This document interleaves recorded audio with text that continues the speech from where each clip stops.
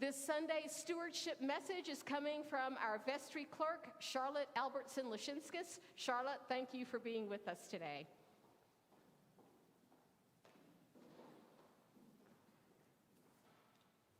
Good morning. I became a member of the St. George's family in 1996. From an early age, I worked alongside my mother in the Altar Guild, and we still serve in the Altar Guild today together. I sang in the children's choir with Miss Nancy, and back then we had a children's and a teen choir. I served as an acolyte, and it was a huge deal when I finally got to become a torchbearer, when I finally got to become Second Cross after being a torchbearer for so long, and I was a part of the EYC. I remember when Father Peter served me my first communion and when we held my grandfather's memorial service in the old chapel. My love for this church has never wavered. Now, my own growing family is a part of this tapestry that makes us all one.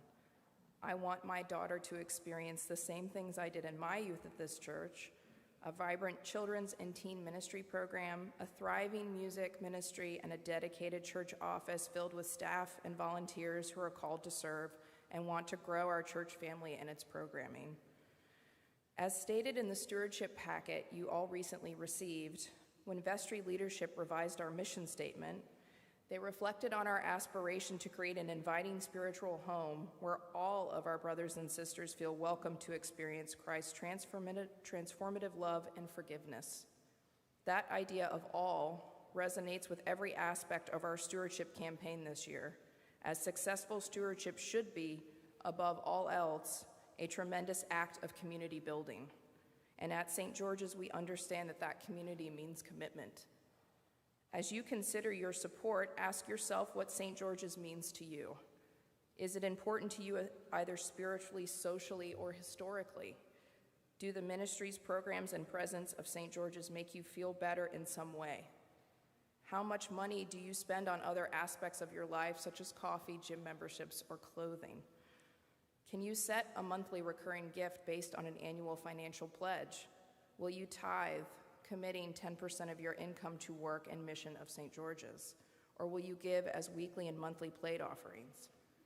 No matter how we each give, all gifts of any size are valued and needed to support the St. George's we know and we love. But giving at St. George's is more than financial.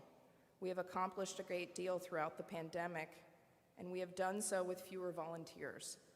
For us to grow and move forward as a church, we hope every parishioner will not only consider giving their financial resources, but also their time and talent.